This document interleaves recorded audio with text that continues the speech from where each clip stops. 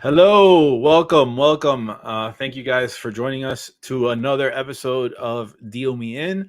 I am the gentleman Wake. Joining me, as always, is Chris Moyer, aka Chambertin Cards, and Chris Hage, aka Wondercraft Cards. And we're here to bring you a very special episode because we're going to be chatting with a relatively unknown playing cards designer that I think deserves a little bit more notoriety and a little bit more exposure in the world of playing cards. I'm of course kidding because the gentleman we're going to have on here tonight really needs no introduction. Before we get to him, though, I want to just kind of go over a few things. Guys, anybody have any housekeeping that they need to get through? Any pieces of news or information that we want to disseminate? Yeah, just real quick, for those that don't know, we have Free Deck Friday going on at Wondercraft Cards right now. First Friday of the month, we throw in a free mystery deck with every order of $30 or more. So that's now through midnight. Oh, very cool. Yeah, so if you want to check that out, go to wondercraftcards.com. Great. And Chris, anything else you want to talk about? Nothing big this week. Working on quite a few different projects, but most of which I cannot share yet at this time. So lots of exciting things in the works. I think we're positioned for a really cool year in the card community with things coming up. So super excited, to share more in the future. Great. We got a bunch of people coming in. Tarotness, hello. How are you? Licks. Some other people joining in. Shadow Kingpin, Kenny's a regular around here. So is Arman. I appreciate you guys stopping by and saying hello.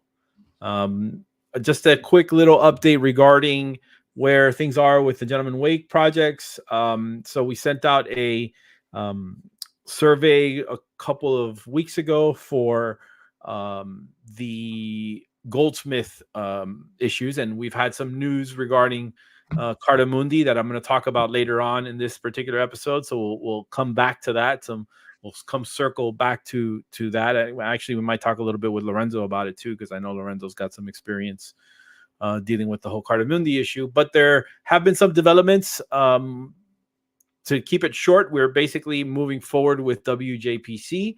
The voting on the survey was clear. It was a solid 2/3 in favor of moving forward with WJPC. So I think obviously that bodes well because it's a solution, and it means that we're going to be moving forward. So things are happening. The tuck boxes are already being printed. The coins are already being stamped. The wooden boxes are already being made. So the Goldsmith is well on its way. Hopefully within a month or two. WJPC works pretty quick, so maybe 2 or 3 months from now we'll be ready to start shipping those out to people, hopefully. Okay, so enough about that. Once again, thank you guys for joining, and I'm gonna go ahead and add our guest of honor to the stage here. Lorenzo, welcome. Hello, everybody. Hello. Yeah. Great. So this segment, I'm gonna call this segment introducing Lorenzo Stockholm17 Gaggiotti. Lorenzo, just for those people out there who might not know who you are, why don't you tell us a little bit about like how you became a playing cards designer, and we could talk a little bit about your previous projects. I know if anybody who follows me knows that our history goes back a while back, and we worked together on a deck. We might have a special announcement about that too as well at some point. But tell us a little bit about how you got into this, how you became a designer, and how long you've been doing this, and just a little bit about yourself. Yeah, sure. Specifically on playing cards because it's the topic.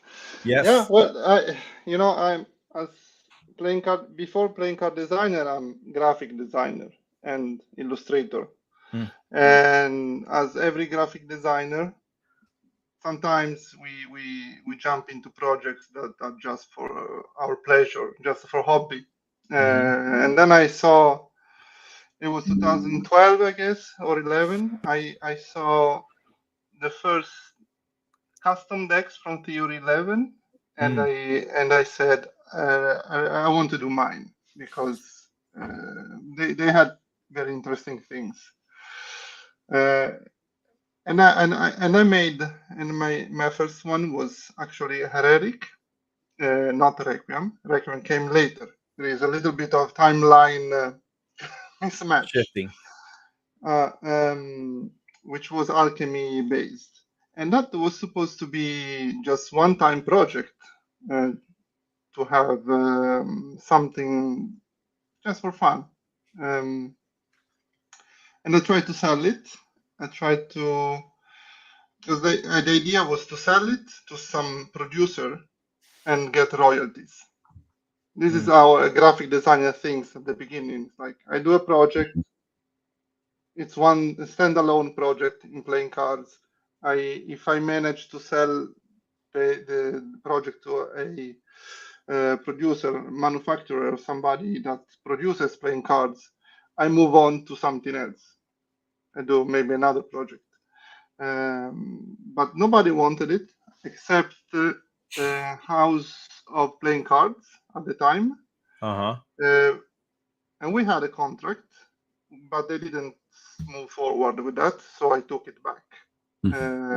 But I took it back after I launched Requiem on Kickstarter.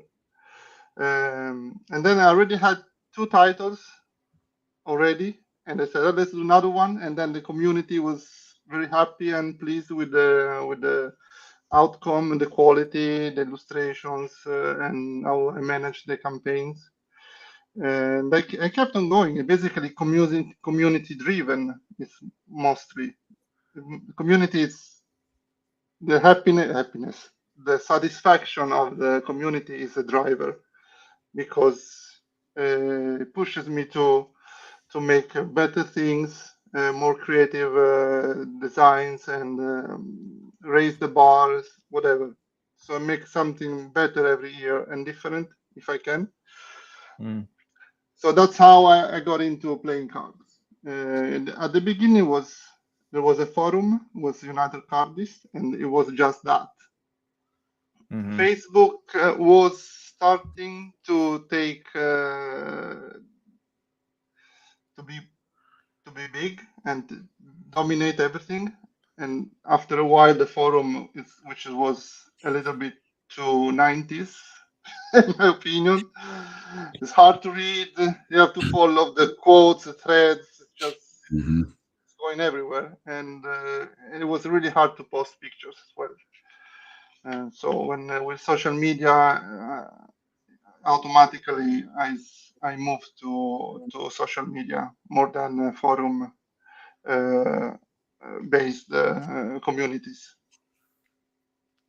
So I'm curious. I would imagine that those people that contracted you at the very beginning probably kicking themselves a little bit for not. No, yeah, well, I think it was a beautiful project. I don't know why they. I mean, I don't know. Well, yeah. I mean, I promise you, they're kicking themselves now because those projects led to a very lengthy career in this. Now you've been doing. How long have you been doing playing cards? It's 10 years. And you've recently done, not recently, but in the last few years, you've focused entirely on only deck designs. Yes. Yeah, primarily? I quit the job as a graphic designer in 2017, and I started the company, which is just myself. And how many decks have you produced at this point? Yeah, I didn't count them because with all the variants, but titles. Yeah, how many projects? How many deck projects have you produced? I tell you now. Just got to open up the anthology for that one. Yeah. So for those who don't know, Lorenzo has created this this omnibus of like all his work, and he's compiled. It's really fascinating. He shared some of it with me, and I can't wait to get the final copy. But basically, he's gone through and talks and written chapters on every project he's worked on. So cool. Yeah, it's very cool, and I'm excited to see people get these and react to this. And I think it's a really awesome. I think if you're an aspiring playing cards designer, this is a must-have. Like, you have to track this down. Like, yeah, 15 deck projects. That's a lot of deck projects. That's Plus, sub variants, small yeah, the many projects. variants. Every deck we have variants. So I'd say 15 titles, right? Because that's amazing just in 15 your titles. span. That's amazing. yeah, Because Oddfellows has a lot of characters, for example. Mhm. I'm trying to scroll through this. So I have a bunch of images here, but for whatever reason, it didn't. Are you counting Oddfellows as only one of those 15 then? Yeah. Yes. It's a title. Oh, wow. Got it. Yeah, because obviously there's quite a few just in Oddfellows. Yeah. Mm. Now, in the anthology, are they in order, chronological order from the printing, or are they in chronicle? Or are they what order are they in? I did the chronological creation order, but since some of them come back after a few years, like Requiem became Black Requiem, I put it at the beginning. Yeah, Black Requiem is also Black Requiem. It's like title based. Right. So obviously you've produced a lot of different decks over the years. Do you have any particular favorite projects that you've done that you are particularly, or do you, is it like picking your favorite child? Is it like they're all important to you? They're all, how do you feel about them? Okay, every project is a little bit special on its own. Heretic was really fun to explore alchemy and those mysterious world, because there is a lot of mysterious things that I don't even understand. Alchemical literature is so complex that's completely out of our grasp, and it's between magic and chemistry. It's like, it doesn't make sense, but it was like that. Requiem, because it was the first, but the biggest, and then there is the Out of the Rising Spade was also a good one. Yes. I think the one now that really I prefer is the Eye of the Ocean, because it's huge. Because it's not just a deck of cards. It's like well, it's a world. It's lore. It's a world that you've created. Yeah, exactly. It's a world. Exactly.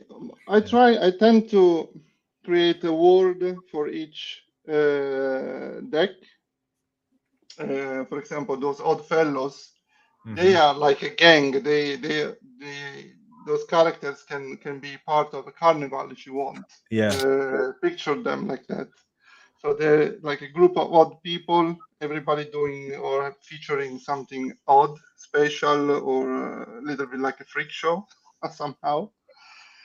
And so the Out of the Rising Spade, for example, is connected to the 17th Kingdom. The Eye of the Ocean is connected with the 17th Kingdom. I see. There is a map. There is a map inside the box. It shows a portion of the Spade Island, for example. So it's like a universe, a world with Stockholm 17 It's the Lorenzo cinematic universe. So maybe a movie. Let's talk about that a little bit, because I'm curious. Like, you are a designer, but you have you seem to be a person who's very interested in creating beyond just the visual aspect, right? Like all those different I explained this. Exactly. It's not that I wake up a morning and say, today I make a Viking theme deck. Right. Let's draw Odin, Thor, all the others. It doesn't work like that. For example, can be inspired by Vikings, but I need to read literature. I want to explore. I want to understand everything about that before if I like the theme. and the most important thing is that I find a solid concept.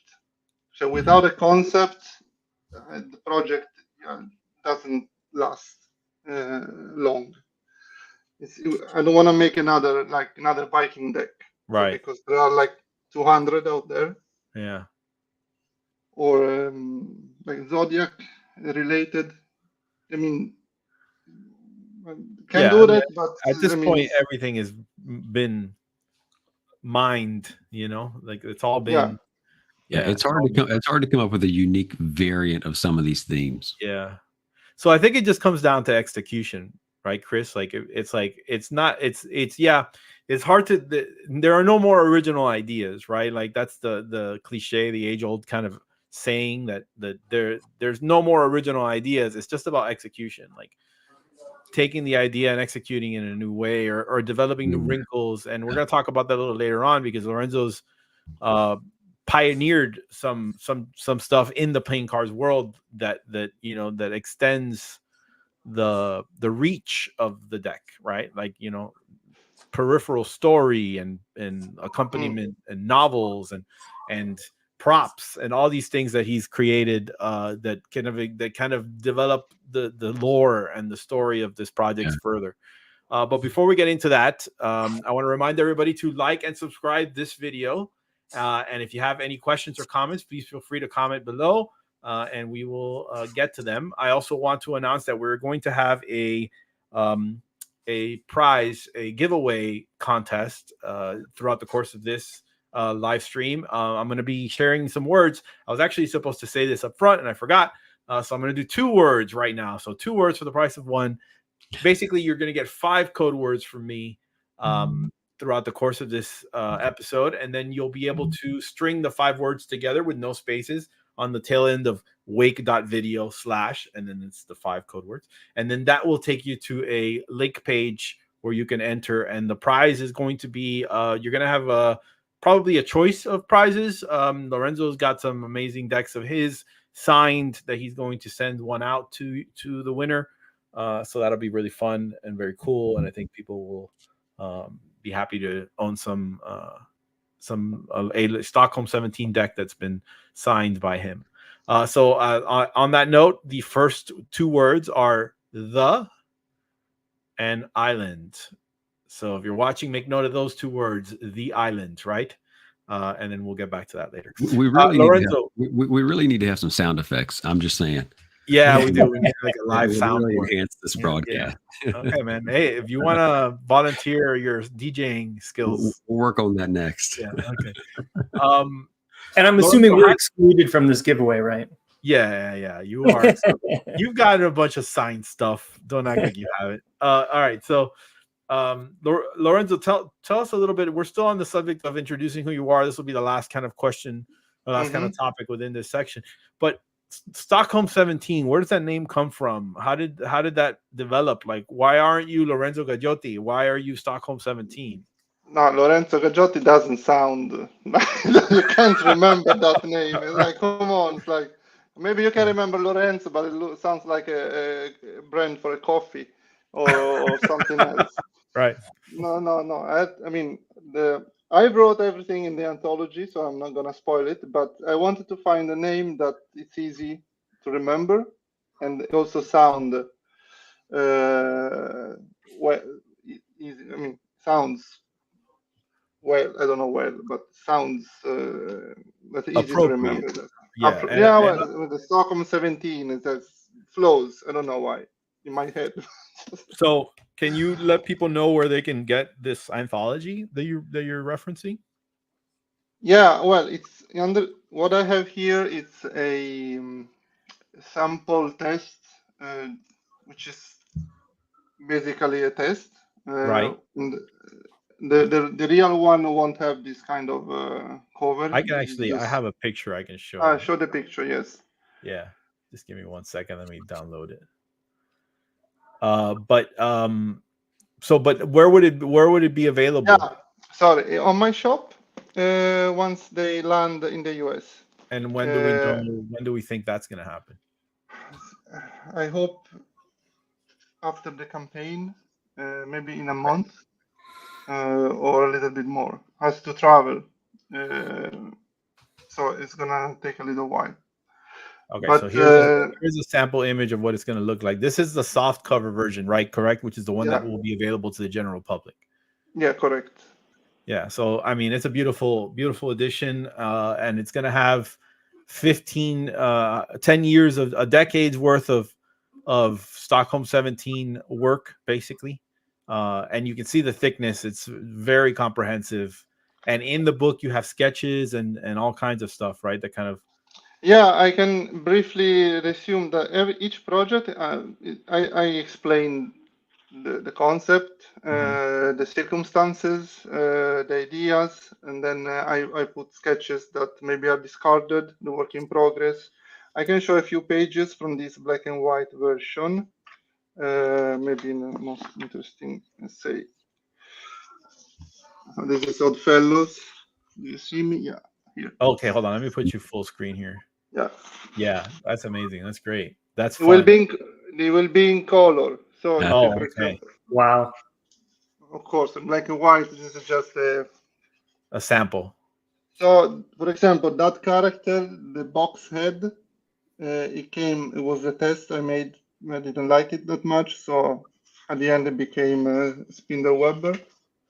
Yeah. Those are and then one important thing is at the end of each title, and then I have to find it now. So, for example, Pallur. Oh, nice. So and what is this? So what are we looking at here? Yeah, all the variants on the Right. On here, not here. Yeah. Oh, that's cool. The variants. Then you have the year, who made the cards, who made the boxes, How many were produced? how many units, more or less, where, and some notes. And you do that for each of the titles. Exactly. So let's take a most complex one was Heretic. So does show do you can you show some of the, I think you have some of the other parlor sketches, right? Like other samples of the versions of the parlor that never were created. I have this guy, for example. Yeah. Oh, there you go. He has a Nixie clock head. Yes. Right. Yeah. Yeah. So we're going to get into a little bit about, and I think this is a good time to do it. Let's talk about your design process. Yeah. So obviously when you are, as a producer, when you're designing, when you're beginning a project, you have to go through various stages of kind of figuring out what it is, what kind of, and you've touched on a little bit about this, but you have to decide what your story is, what your concept is, and then you go through a process of iteration and figuring out like what the cards or what the project is going to look like. What are the aesthetic things? Talk to us about your process when you're designing a deck of playing cards. Like, where do you begin? Yeah, the first part is basically without sketching or drawing. Is basically about thinking and getting inspired. But it's a little bit hard because I can't really point when, but I get inputs from everywhere. Can be internet, TV, what I see outside, what I hear, podcasts, or documentary. Anything can be. Mm-hmm. And once I get inspired, and I say to myself, this is worth exploring, because I think it's interesting. I start analyzing and learning. So when it was about alchemy, for example, I spent, before starting sketching, I spent basically a month learning about all those ancient legend and things about the alchemical world. For example, characters like Hermes Trismegistus. What is that? Basically, it's the founder of alchemy. Is this guy is called Hermes Trismegistus, if I spell it out correctly. And from him, he basically is like the founder. And there is a lot of weird mysterious things that is that you can read about anywhere, like the green, what is called, the tabula esmeralda, which is a myth or a legend, or somebody says it's real, and it's supposed to be a tablet made of emerald that was found inside the Great Pyramid of Giza, if I recall correctly, and it tells the story of humankind in alchemical terms. Yeah, well, they're not specific, but so okay. So obviously that step, you went through a process of deep diving into the concept of alchemy. Yeah. And I assume with House of the Rising Spade, how did you get into that? Like what were the in essence, all of those projects are very different, but are you always coming at it the same way, or do you find inspiration in different places? The only thing that is not a place for House of the Rising Spade, there is no place that helped me to get inspired. It was more like a concept and having a title that makes you wonder. Okay, like what is? I don't depict the house of the Rising Spade. Not yet. Not yet. No, just like maybe a gate and a doorway, right. But a little bit. But the title uses an archetype, which is house. Right. And everybody in mind starts to picture in his own head, starts to wonder how this house looked, how big, how many rooms, how many stories, how old, what's the architectural style, is it new, is it old, is it a ruin? And then I have my idea, but I didn't depict it. And the thing is that the concept was about make you wonder about this house. I depicted, I draw the characters, and of course it's their medieval look, but also with a touch of little bit modern somehow. So the concept was having a title that makes you wonder, and then using an archetype. So this is long story short. And I assume Oddfellows was different though, because Oddfellows is a bunch of crazy characters. So yeah, Oddfellows is totally different. Yeah, it's not the same. It's not the same. So the approach is like idea, being light bulb. Yeah, and then from there I develop. So have you? Go ahead. Yeah. So Lorenzo, have you ever gotten down the path of exploration and research, and then decided midway through that I'm not going to do this anymore and thrown that idea out? Yeah, I did that. Also in the anthology, there are a couple of examples. I was inspired by Art Nouveau because it's a beautiful style. And then I was searching for things, like looking at inspirational pictures. I saw something about Bohemian style. And I said, let's do the French title, Les Bohemiens. I did some sketch. I don't think I have it here somewhere. And then I dropped it because I wasn't really into that. So a little bit of that got into the Gambling Frog, though, I think, right? Yeah, that one is a little bit of Art Nouveau, but the title was supposed to be, in that abandoned project, was supposed to be Les Bohemiens, and have a deck that was very Art Nouveau, La Belle Époque. That was the time frame. But at the end, it didn't catch me any longer. Yeah. Okay. So it's almost like the story has to continue kind of being compelling, right? On its own, I would say. Would you agree? Yeah. As far as it drives me, it drives my creativity. Yeah. I mean, I keep on developing it. Yeah. When you're going through your design process, like how much of this is digital versus physical? Like, are you actually drawing things out on paper at all, or is it all digital for you? No, I do really rough sketches on paper.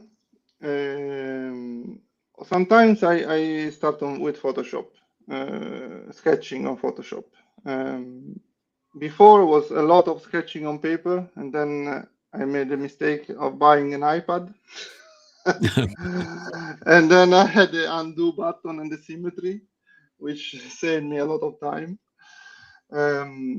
But sketches, you can see here, like I try a lot of variants before I reach the final version. This is for the Eye of the Ocean, for example. Yeah, this is very cool. So do you always start with the back designs, or do you sometimes start with, I know, for instance, and we're going to talk about this a little later, but you know, on Eye of the Ocean, you have some like really intricate, like architectural drawings. Where did you start on this, like on this project? Where was how did you begin? How did you get into it? Was it just about the back design first, the tuck box? Like, where did you? No, I think back design was the last one, last part. So the Eye of the Ocean, now it takes 2 hours to explain, but I try to be brief. The entire Eye of the Ocean project actually starts in 2003. Wow. It didn't have this name. It didn't have a name, but I wanted, the first idea was, let's make an ancient world where there is this sailing island with that was supposed to be, there was a ancient island inhabited by giants. Okay. That was the idea, and it was supposed to happen in the 30s, and before development of the airplanes, and people, and the character was supposed to discover and explore this island, and there are a lot of mysteries there. For example, this is a sketchbook from the 2003. Wow, so that's 20 years old. Yeah, it is. Well, you see the same octagonal star, you know, it's the same. I start to design mechanical, this is a little bit of storyboard. Oh, this wow. is the temple. Look at that. We have That is so cool. a little bit of architecture, a throne. Because when I have a problem. When I get into this world, I get stuck. Yeah. So I get stuck there, and it's like I live there, and I see now in the temple there must be a throne. I have to design the throne. Can't be a regular one. Right. So sketches about the temple, more sketches. No. Yeah, I'm very. Oh, what is that? That's crazy. That next to that's Matrix. That's crazy. That's the alphabet. Right. I mean, for the project, it's the same alphabet of the House of the Rising Spade, actually. And actually, it looks like Matrix, but it was printed like this. Oh, sorry, cool. Wow. Yeah. Very cool. So, okay. So before we move on, again, I want to remind anyone, if you haven't subscribed, hit that subscribe button. Make sure you hit the like button as well. There is another word for the giveaway, and here's the next word. I'm going to show everyone. That is the next word. Make note of it. Make sure you're making note of it. It goes on the tail end of the 2 previous words. Okay. Since we're getting into this, this is really why we're here today, because this project that you're working on is your next Kickstarter campaign. Yeah. The last one was very successful. You raised over $200,000, right? It was 300, I guess. $300,000. The Eye of the Ocean Volume 1, and the Eye of the Ocean Volume 1 was really the first example that I could think of really making the deck of cards a multimedia project, you know, bringing in new elements and new aspects that weren't just in the cards, right? Like, which I think is really fun, and it's really inspiring to me. You know, I'm working on something not similar, but, you know, in a similar vein. But the idea being that it wasn't just a deck of cards. You have created a whole world, a lore, and you're talking a little bit about how you started doing that in 2003. And now you are launching volume 2. Yeah.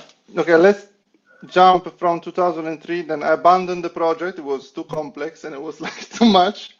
And then I managed. I had a lot to do with you know, life things. And in 2019 or 20, I said I took it back, and I said now I have the means to develop it, and also I can hire people that can write the novel, because I can't. I mean, I can write the list of events, like about the characters doing this, and this. I can create the world and depict the island, the architecture, some how the houses could be. You can see it here. And we made the novel. The two writers, Sarah and Salam, one from UK and the other one from Switzerland. They managed to put together a novel with a narrative that makes sense, because I couldn't. With my I'm sorry to interrupt you, but this is fascinating to me. So how did you had an idea for what the narrative of this world was, right? And you went out and you said, okay, I'm you know, English isn't my first language. I'm going to find some people to help me write. Well, what was that process like? No, the process was like this. I knew my limits. It's like I can't write I can't narrate. I can't write a list of things, or the list of events. Like characters, they go here, this happens, then they go here, then this happens, then they meet this one, and they meet that one. This one interacts with the other one. A little bit like that. It's a synopsis. And then they develop this synopsis and put the narrative. So they invent new characters. They make them interact in a way with kind of not love story, but protagonist and antagonist, and they write the novel with those characters. They do the things I told them, like they have to go here, right, and then there, and then there is this thing, this architecture. The temple looks like this. If you show for example, the schematics of the Temple of the Sun, which is the one with the pyramid. Hold on, look at this one. This is the side view with the entrance. This is the inside sketch, our section.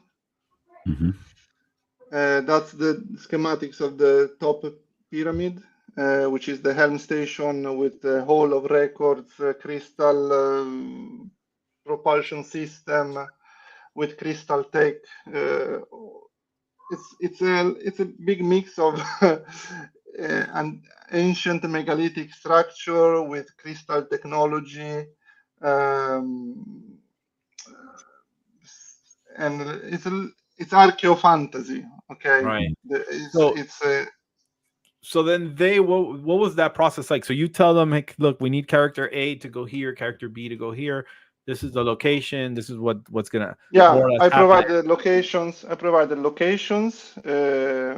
Pictures, drawings, a workflow diagram showing where they go, explaining that a specific landmark is important for the story. And then they can add stuff as well, because the synopsis is quite like a scheme. Yeah, so Lorenzo, so on that point, I know when you hire people typically to write, they will have their own ideas as well. So did any of that influence any of the artwork in the deck, or were you so committed to your characters and the design that you you didn't need to change anything or feel like you needed to change anything? No, for the deck and the graphics, they gave me some ideas for specific Events. events, yes, that I developed. There was a hole with an obelisk, for example, in an underground environment. They did that, and I drew it, for example. That's cool. But on the deck, we have, for example, this one is. I explain how there's a bridge between the entrance of the castle. Oh, sorry, the entrance of the Temple of the Sun. There are 4 platforms rising from underwater, and each platform has a sort of a temple, which is also a water clock. Cool. So it comes out like a glass full of water. Yeah. And then you see a little waterfall. After Yeah. a while, he empties, and then it goes down again. Man, if this is not an Indiana Jones movie in the next 5 years, I don't know. Seriously. It kind of merits its own thing, to be honest. It needs to be its own like archeo fantasy movie. We need an engineer to like actually make that. That's all we need. Yeah. So we need somebody to watch this live stream that makes movies and then turn this into something that we can see as well. AI is making that a lot easier in the future, so you never know. Okay, so Lorenzo, you and then so the writing of this novel, the original Eye of the Ocean, the part 1, they would write together and then they would share with you and you would have weekly meetings. What was that like? Yeah, they got my input. They write. They understood everything. And did they know each other from before, the 2 writers? Were they? They're together. Yeah, they're partners. Okay. So they write chapters, and I review. I review and I correct what they didn't catch about specific parts. Like in this case, you have a picture of the stone golem. Okay. And that one has been designed in a way to be a sort of stone machine that also cleans up the tunnels, because it takes the entire section of the tunnel on the first picture. Yeah. So I provide this image to them. I give them the proportion so they understand how big is that. And if they write something that doesn't match the design, I correct them and say this part doesn't work like this because it doesn't, because I made the design. And also the map here, I provided the map to tell them, look, the characters, they land. Try to zoom in next to the. Okay, left down. Sorry. Okay, left. Okay. Zoom in now. Okay. When you see Colossus of Atlas, okay, that thing here is where they land. They park the ship. So they can see how they can also plan a path to reach the Temple of the Sun. Everything is connected. And I said before, I get stuck into the illustration, and I also think of the way to reach each place, and every single detail. I think I made this illustration. You can zoom as much as you want. You still see details. Yeah, no, it's amazing how much detail is in this. So it wasn't just a novel, because you had a whole puzzle that went with the first Eye of the Ocean. Where did that come from, and did you design it? Like, what was that like? Yeah, well, the puzzle thing, it was used for Gemini and the House of the Rising Spade, room 17. I like puzzle. I'm not a puzzle designer, but I try to put together something in a way that hopefully looks like a difficult one. Yeah. I like escape rooms a lot. I played a lot with all the escape rooms on the market. Basically, the dynamics are always the same, more or less. I'm not like a genius of puzzle, and I'm not a puzzle maker. But I like the fact that you can use different objects with a multi-platform puzzle. So you need the book, you need the decks, and you need another object to put together to solve it. Actually, and it's fun, I guess. So everything you learned about The Eye of the Ocean Volume 1, everything you did, the novel, the puzzle, the decks, now you've just perfected it, right? Now this is the new so the new decks are on the horizon. When is the launch? Tell us about the project. Yeah, done. This time it's a little bit simpler. We have I don't touch so many items, not yet as before. 3 decks. I'm focusing on the upgrades of those two, the red one and the teal one, because the one on the top that you see, it's called Nephilim. It's already gilded, so it's like a full feature. Yeah, I'm bring up the pictures. Hold on one second. Yes. Continue. Go ahead. You can take the campaign page. There are a lot of. Yeah, I'm gonna do that real quick. But I kind of wanted to focus on the photos first of the pictures, and then we're gonna talk. I think about the page. But okay, so here's the back design with the foil. Yeah. Which edition is this? That's called the Gibborim. The Gibborim edition. And that looks great. That's beautiful. And the tuck box. Okay, so I know Chris Moyer had a question about tuck boxes. Chris, why don't you take it away here? Yeah, I think this is a great kind of like piece of this whole design process conversation that we're having too, because playing cards traditionally have had this standard tuck box, and over the last several years, you've really been pushing the envelope and experimenting with tuck boxes and creating things that are far from simple. I've got even one here with me now, and just all of the cutouts, all of these things change the structure of the tuck box. And so it's more than just the art to it. There's a design and structure piece that's associated with it too. So I know there's some significant work that's had to go into making sure that these not only look beautiful, but also function and still work the way that they're supposed to, and don't fall apart or don't get damaged, all of those things. So tell us more about like what you did to kind of go through making this mirror the story, work with the puzzle, and still function the way that it's supposed to. Yeah, it's complex, but another thing I didn't tell yet, that I'm also, as education, I'm also a product designer, and I have an approach that is it focuses a lot on mock-ups, prototypes, testing, and before reaching this final version, I did a lot of tests, like printing and cutting myself, testing, see how the cutout works, if not, if the structure is okay, and this is a phase that is really important in this case, because I don't get a standard template and I tuck the cards inside. I have to make my own and have to test everything. For this specific project, I want to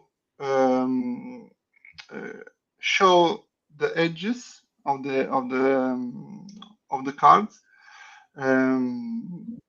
without risking the damage on the tuck box. Right.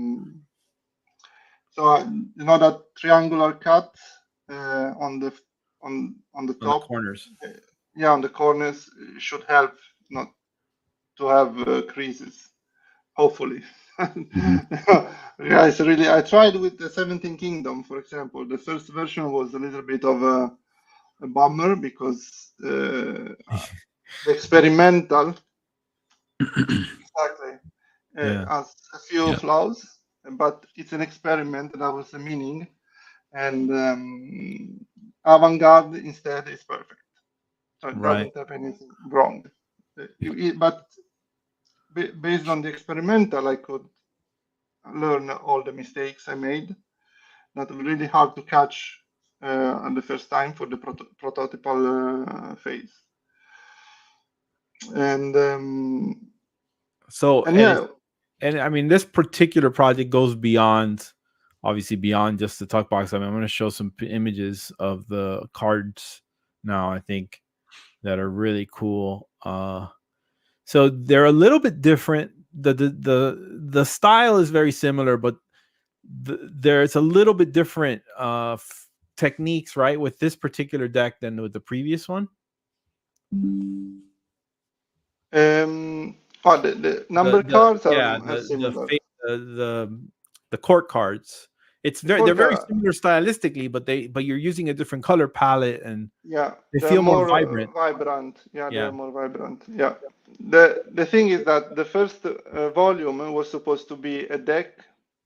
In the story says that That's right. The deck was drawn by Captain Lawrence Doherty. Doherty. I don't know how to spell it out. Doherty. Doherty. Yeah. But so I had to be a little bit dull because like a little bit worn out. Instead, this one was like the adventure on the part 2 takes place on the island, and we are in the tropical seas. We are near Cuba, let's say. So it's a lot of bright colors, like a tropical island. Right. Yeah. I mean, it's fantastic. And I love how obviously this is something that the first deck had. Was that the cards, when you line them up, and is it new deck order, or is it specific order? No, it's the order. It's not. There is no order. There is no order, but you can line them all up, and they create a map. I don't know. I have to look into this because the purpose of the volume 2 is not to make a map with the cards. Only if you take the uncut sheet, then you have a map. But the order is based on layout of the uncut sheet that cool is balanced in a way.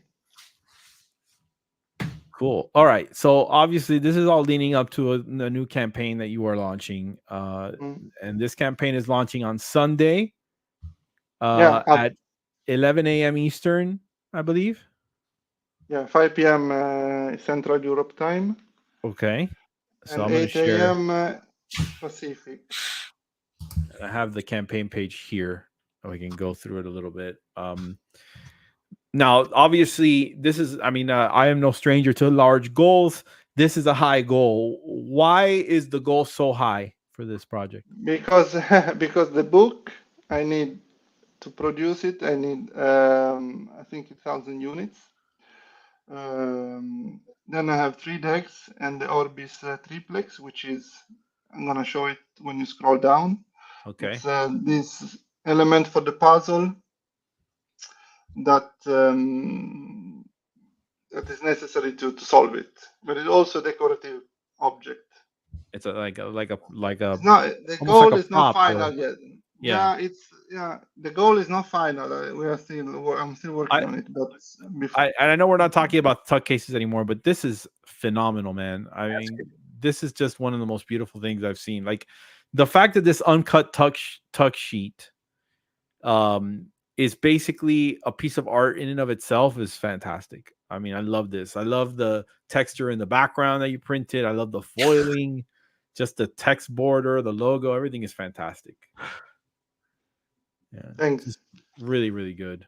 So, and I mean, you did it on all of them, and you are hand signing them, yes? I signed them, one by one. That's crazy, amazing. Yeah, the tuck boxes are next level. The cards are next level. We'll talk about this in a second because I know some people want to know. about the novel. So this novel is better than the last novel because this novel includes both parts. So it's a complete story. Yes. Yes, it is a complete story. We might change the name of a character, which was really difficult to remember. But other than that, it's volume 1 is included in this one. So and it's illustrated. It's not just a novel. There's illustrations. How often are there illustrations? I try to put them as many as I can, but I have enough material. I like to decorate the page with these huge letterheads. Yeah. There. Yeah. And I feel like you've, in essence, the novel is it's art designed. Like every page is art designed. Now, well, the page follows a layout, as you can see, and when I have the necessity to put an illustration related to what you're reading, then you find it, if I have it, or I make it at the time. Cool. Yeah. So here you have a GIF, animated GIF. Here. So this piece is the Orbis triplex that me and the quartermaster clockwork designer Matteo Ardohain. Yeah, this is awesome. This looks so complex. It's like ridiculous. Okay, there are no batteries here, so this is to show what are the moving parts, and this is necessary to solve the puzzle together with the book and 2 decks. Next level for sure. It's just amazing. So cool. Yeah. And then you can see that if you remember the first campaign, there is the metal astrolab. Mm-hmm. It's the same component, and then I'm gonna use it for this piece as well. Yeah, that's very cool. Okay, so the campaign launches Sunday. And you have many different reward structures. You have, obviously, if you want to just get one deck, there's this reward structure for that. The gilded deck, it's a little bit more expensive. There's early bird deals. The biggest, go up. Okay. Up to the deal, because that's the deal. Scroll down. No, you're too high. Okay, where am I going? What's the name of the trio? The trio. Stop. Here. Oh, this one. Yeah. So it's for 48 hours. You get 3 of them for €45, which is basically €15 per deck. That's an amazing deal, especially for one that includes a gilded deck. Gilded deck, that's right. Yeah. Wait, now because I decided to exaggerate. If you go to the stretch goals.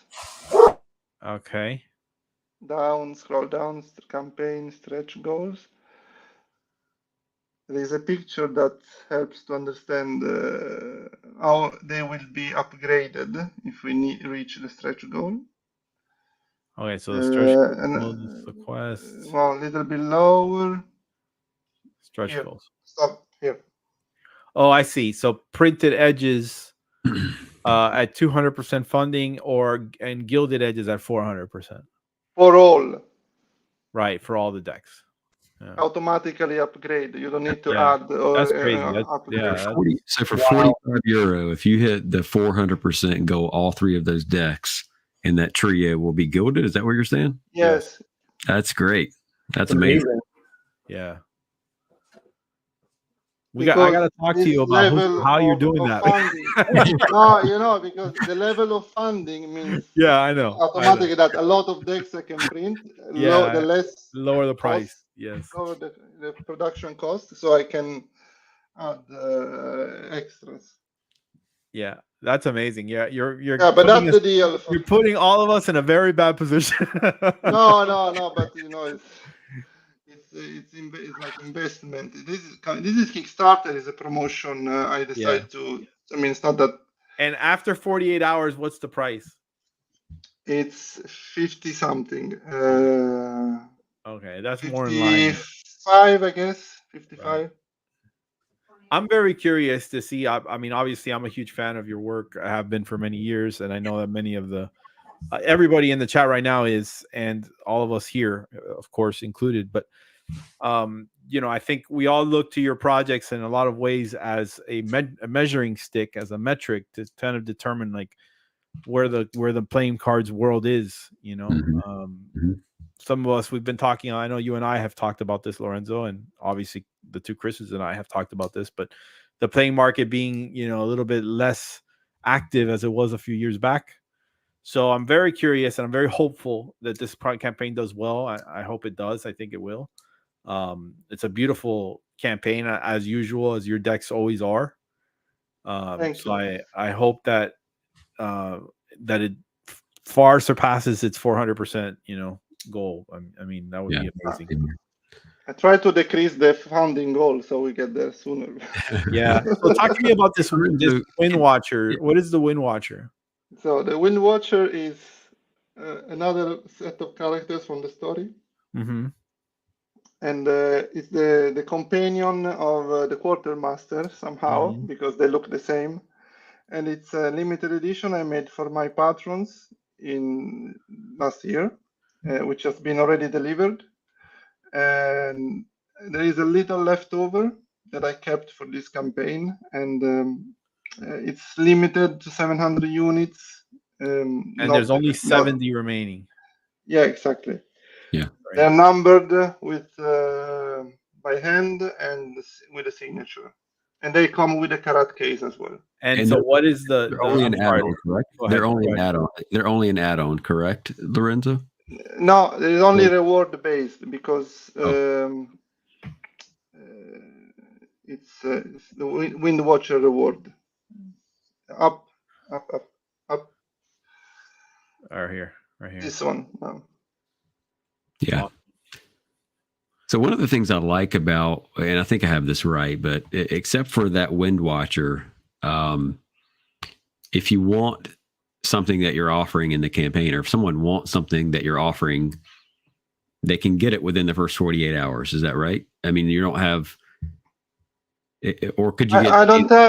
I don't have limit except for that reward with the Wind Watcher decks. I don't have releases with where you have to wake up at night to get it. Mm-hmm. That's right. That's right. I don't have limited decks. If I make an extra deck, I make sure that you don't have to worry and jump on Kickstarter at 3 a.m. to get it.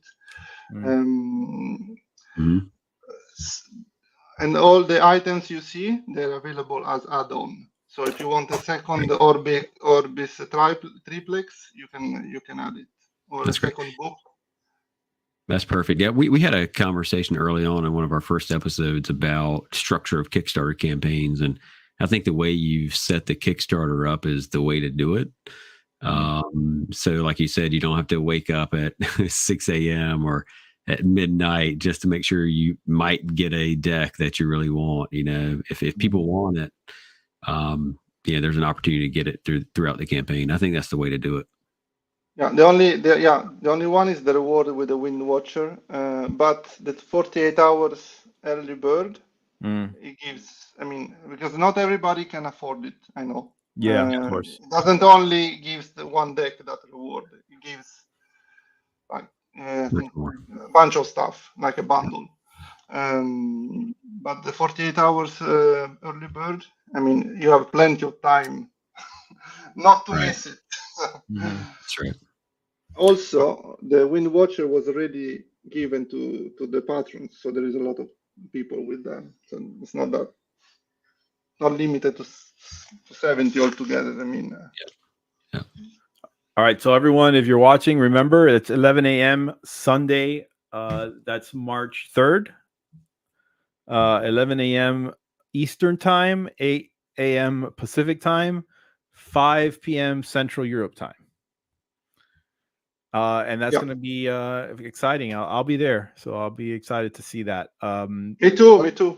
Push the button. Once again, if you haven't subscribed, remember to hit that subscribe button, hit that like button, where I'm going to reveal the next word in our giveaway right now. So if you're paying attention, the next word is on the screen.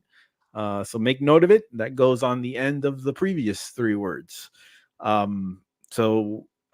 That is that. Okay, so I wanted to, obviously, we've been chatting a little bit about your design process and your campaigns and your decks, but I also wanted to get a sense for what you like. So what are your top 5 playing card decks? Okay. I want to say of all time. So what are the decks that have inspired you, that you have really felt like, oh man, I need to get that. Like that's something that I loved, or that I really care about, or I really think is amazing, or it's inspiring to me. Okay, it's a hard question, but I can answer in a way that there are a lot of decks I like. I picked 5 for a specific aspect that I liked of that specific deck over the time. Let's start with the first one that inspired me a lot, which is interesting. I love that one. This one is old. I mean, but what year is that from? Do you know? I don't even know if I have that deck. 12? Is it 12 or 10 maybe? 2012. So wow. You can see that. Yeah.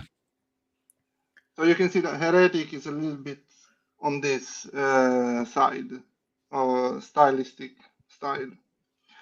It's really nice. It's a little bit cold because it's super vector, but and when you say cold, you mean like inhuman, almost like too digital in a way? When it's too perfect, I feel cold. Right. It's like too computer based. Yeah, straight line. Everything's a straight line, right? Yeah. Every curve is like an algorithm, or a mathematical expression. I don't know how to say it, but it loses the human character. Yeah, I think so. So even if the illustrations are great, for that time was perfect. But over time, I realized that I need some human error margin. Like a little bit of imperfections, a color that doesn't cover everything, a line that is too thick on one side, these kind of things that makes the deck human. And then let's see, for the tack box, I liked a lot, was this one? Joker and the Thief, very cool. Yeah, but now this has to be replaced with a new one, because I like the new one better. The one, I don't have it yet. The latest one. Interesting. Yeah, that's a cool deck. Yeah, that deck has a lot of variants. I like, in fact, the same thing I was saying before. Like, even if this is vector, it is. Yeah, it feels perfect. human. Yeah. Yeah, exactly.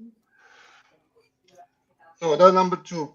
Then I liked tactile feeling and letterpress.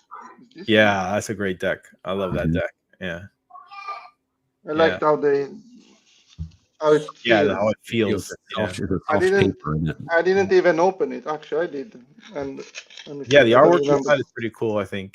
It's marked. Yeah, I believe it's a marked deck too, isn't it? Yeah. I don't know. Yeah, I believe it is. Like, because it's classic in all the ways, and especially the paper, the materials. Then for the underestimated artists, I like this one. Ah, yes, I remember that deck. He's really good with the back designs. I really like this. Yeah. For many reasons. It was 52 Ravens. I don't remember the name. Kyle, maybe. But I like how he makes the graphics of the back designs and the boxes. Now the favorite one, you will laugh. It's like this. Oh, what is that? I don't know. I don't know. Bridge size, right? Yeah, it is bridge size. Yeah. And unfortunately, the paper is trash. It's really bad quality, the paper. Even the cards are terrible quality, like cheap. Yeah. Not you see, no. Yeah, no Not embossing. even playing card paper. This is Yeah. basic paper. It's like, but no, like this. Oh yeah, So it's very cool. So it's like a snail man. yeah, it's called Highland Fauna. Fauna. It's Yeah. from a Polish, I guess, Polish group, graphic designers. Tomski Polanski, they're called. I liked it a lot because it's. Yeah, it's very cool. How old is that deck? I think 2014, probably. So probably right around when you started designing yourself. No. I remember I was already Thinking. No, but I mean designing playing cards. You said it was 10 years, no? Yeah, but I don't remember the date. Hmm. Let me see. Printed by. Some of these people are going to get new orders right now and be like, "Why is there a run on my deck all of a sudden?" Yeah. But you know, this is decks I like, so I can put them on display here. I picked 5 for specific aspects. Yeah. There are a lot. I mean, it's hard. You really can't say top 5 all around. Cool. Well, thank you for sharing that with us. Like I think Chris said it on the head. Like there'll be some orders for those particular decks probably. Lorenzo, where can people find you? What else have you got on your plate? Like what's going on? What else is there to plug or talk about? What do you mean? Like like your Patreon? Like tell us about like where people can find your artwork. Like where can people buy your decks? Like all that stuff. Yeah, Stockholm17 can be .com or .cards, or on Instagram is Stockholm17, or Facebook. Hopefully, it's quite easy to find me. That's why I don't use Lorenzo Gaggiotti, because yeah, hey, right, Lorenzo. I think I put a couple links below to those particular, to both his website and the and his Instagram page as well. And on your Patreon, also Stockholm17, correct? So they can find you on Patreon.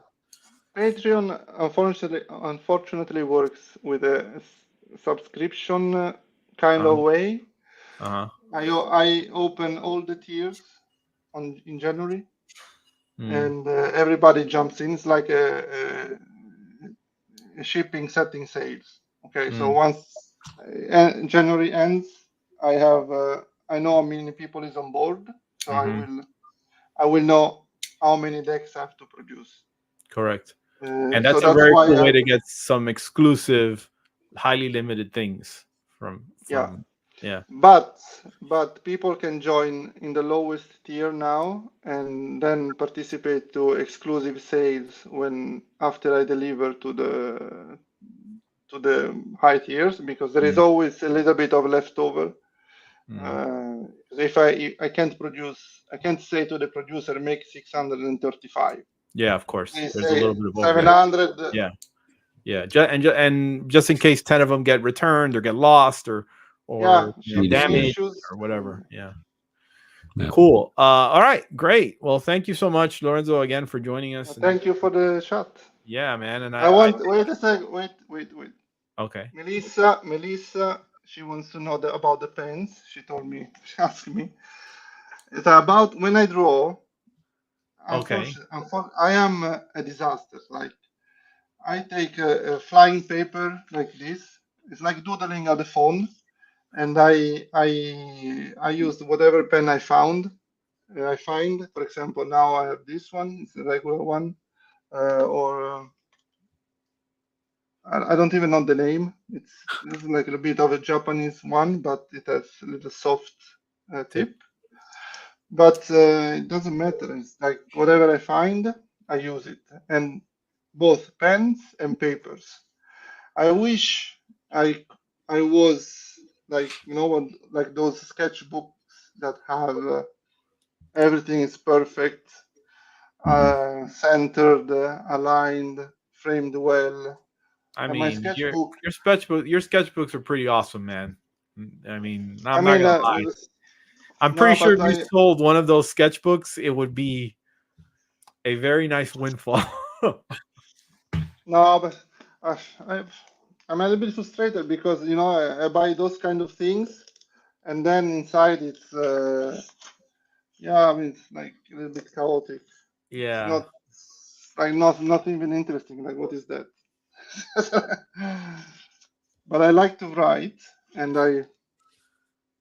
Yeah, your handwriting. this doesn't have any meaning, because if I listen to a podcast, I write down the words just to practice the lettering. Oh, that's cool. Do you Chris, why don't you ask this question? Hey, Lorenzo, I know the first time I met you was in Charlotte at the 52 Plus Joker convention. Any chance you might come back to a 52 Plus Joker convention? I Maybe try. this year? I try. Yeah, I want to come finally, because there was COVID in between. Then there was fucking war everywhere. And never know prices of the flights. They're crazy. Yeah, that's true. Where is it this time? It's Niagara Falls. Yeah, Niagara Falls. October. Oh, cool. Niagara Falls, first weekend in October, or first weekend in October. Cool. Yeah. Well, I've never been to a 52 Plus Joker. I'd love to go. It's just, let's all go. Everyone. Yeah, let's do it. We should. We should definitely. Okay. Cool. All right. Again, Lorenzo, thank you so much. Guys, Chris M, Chris H, any questions? Any additional last questions for the man?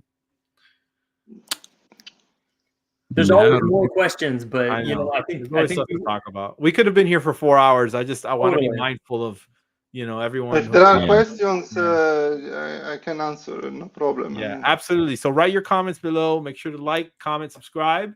Thank you very much, Lorenzo, for joining us. Real quick before you go, the last word in the giveaway string is on the screen right now. So you now have the 5 words. So to get to the contest website, you have to type in wake.video/ the 5 words in order, no spaces. Okay. And that'll take you there. And you'll be able to sign in for the contest. And we'll once you win, or the winner, we'll reach out to the winner, and you'll have some options as to what prize you're going to get. But rest assured, it will be a cool one. It'll be signed by Lorenzo. And it'll be something that you can cherish in your collection moving forward. I'm going to let Lorenzo drop off here, and then I'm just going to talk real quick about, I don't know if Lorenzo, you want to stick around. I was going to talk I can stick around a little bit. Yeah, it's already 1 a.m. I can do 2 a.m. Yeah. Just very quickly, I know you had some experience with the Cartamundi Heraclio deck. What was your experience like when you opened the cards? What was your sentiment? Like, how did you feel about the deck? I disappointed for one aspect, and very pleased for another one. So with that deck, for the first time, I managed to do a Pharaoh. For the first time. Yes, I managed to do a perfect Pharaoh shuffle. Yes. Like magic. Yes. But my samples, I think, had a bad varnish, and I couldn't fan it. Yeah, fan. You told me that. It's like I really couldn't. Not as I can fan with the B9 Slimline. Absolutely not. I can't even put. It looks like regular paper. But maybe it was my samples were like that. But the cuts, I mean, I think it was. I'm not an expert in handling cards, okay? Mm-hmm. So I don't really have a big weight for this. I'm more interested into graphics and how the texture is. Yeah. Well, I mean, and I think both of us recently, I don't know if I'm assuming Chris H and Chris M, you guys heard about this as well. So Cartamundi had a new announcement this week or last week. that they have once again suspended custom playing cards production. At least another 9 months to September, or 6 months rather to September. But I have a feeling it's going to be longer than that, because so evidently there's some inconsistencies with the linen finish on the and by linen finish I mean the deboss on the cards, and Cartamundi let producers know that they had an issue with the drum that's responsible for imprinting or debossing the cards, and that it's broken, and they have to make a new drum. And evidently, making a drum, this massive metal drum, is going to take 6 months at the very least. Lorenzo, you were going to say something? Yeah, I'm wondering why are they so fixated with this line and finish. I hate it. It's like, yeah, I don't like it. It's too extreme. Regardless, the point is that you have a company that's already been suspended playing cards production for about 10-15 months. I mean, it's almost a year now, right? 12 months almost. It's like 10 months, I think, at this point. And now they're looking at another 9 months at least, and they still haven't figured out the gilding process. They're working on it. I put them in contact with the guys that made Eye of the Ocean Volume 1 in Italy. They're good. I hope that they manage to talk and have meetings, because it's all about that. I mean, I was in between. Yeah, and on top of everything, the assumptions we made in our previous episode was correct. The Belgian factories are still working. They're just making Magic the Gathering and Yu-Gi-Oh cards, and the custom playing cards production is the redheaded stepchild of the industry, evidently, and it only amounts to about 2% of their global business, so it's a very small number for them, and they're not really too worried about it, evidently. I know Jers, who was at one point the head of the custom playing cards department, then he was promoted and is now no longer even with Cartamundi. So there are a lot of changes in the air, and we don't know when Cartamundi really will come back. I think that means that WJPC, Expert Playing Cards, Kingstar, all these companies are going to start getting a lot more business from custom playing cards manufacturers in the next few months. So that's basically where we are. Just wanted to give everyone an update so that they know where the state of Cartamundi is currently. You won't be seeing any Cartamundi decks. Even some producers who were defiantly optimistic that we would see Cartamundi come back have now had to make other plans. Time to move on. Yeah, I think so. And obviously there are other companies. I think WJPC's done a wonderful job so far. I know, Lorenzo, you're going to use them for this campaign, yes? Yeah. They already printed the Golden Frog, right, as cold foil on the back. Yeah, and it's good. I mean, yeah, it's very good. It's really well done. Yeah. So big areas of foil too. So it's not like little spots. It's very So that's where we are with Cartamundi. I just wanted to give everyone an update at home. Thank you so much for joining us. This has been our most viewers that we've had concurrently, which is great because it means hopefully we'll keep growing. We'll just have to bring Lorenzo on every week. I never show the face. Yeah. The face reveal. This is a face reveal. Because I'm shy. Yeah, well, no, but you've been on our channel before. Like you've been here on the Gentleman Week before. I wish I was like Jackson Robinson. Jackson's showmanship 100%. Yeah. I can't even speak English. Come on, how can I do that? No, but you're perfectly you're double. What the fuck? You speak it well enough. Well, we hope to have you back here again soon, and hopefully it'll be to congratulate you on a fantastic campaign and as always a well-run campaign, because you do that very well.